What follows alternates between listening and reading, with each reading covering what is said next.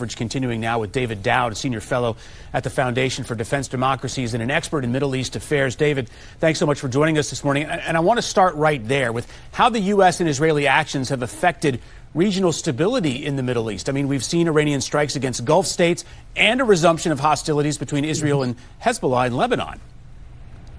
Well, thank you for having me on. Well, I think it depends on what you mean by affecting regional stability. Look, of course, Iran was going to respond in such a manner, but regional stability was eroding slowly so long as this regime was continuing its activities, so long as it was continuing its influence.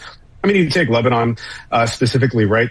Over the past year, Lebanon has been under obligation to disarm Hezbollah. It has avoided doing so until today. It seems like the government has finally passed an order after the rocket fire yesterday prohibiting Hezbollah from conducting military activities. Let's see what actually comes of it on the ground.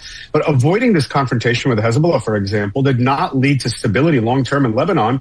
It led to the slow erosion of the state, the slow erosion of its institutions, and rather than immediate conflict, Lebanon's internal death by 1,000 paper cuts. So I think Lebanon is better off, for example, by confronting Hezbollah now, ripping the Band-Aid off. And I think the region, similarly, is going to be better off by the reduction of the influence of this regime, as much as it, gives off its last gasps now by attacking its neighbors and attacking Israel.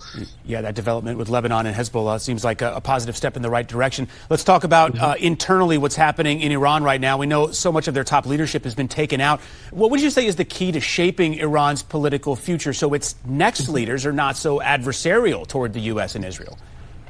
Well, that's a good question. I think much is going to depend on, as President Trump said, as Prime Minister Benjamin Netanyahu said, what the Iranian people choose to do at this moment.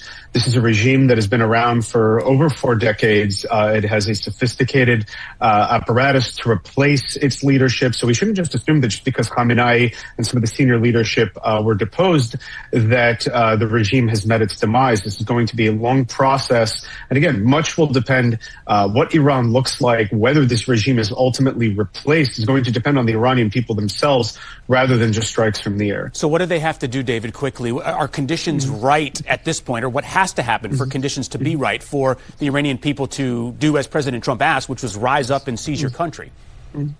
Well, I think there's going to have to be a lot more strikes, a lot more military operations against the Iranian regime, against its military leadership, against the IRGC.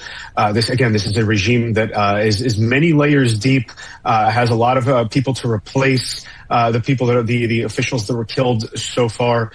So it's going to take some time for the United States to clear, and Israel to clear the way. But ultimately, look, replacing the regime, having the IRGC step down, surrender their arms, and look, whether Iran turns into a democracy or not, at the very least, making sure that Iran is not hostile to its neighbors, does not adopt a position of undermining regional stability, of spreading the revolution, of attempting to destroy Israel, and so on and so forth. Yeah. That'll depend on what the Iranian people decide to do at the moment once it is fully cleared for them to take their country. That is the key, of course. David Daoud, thank you.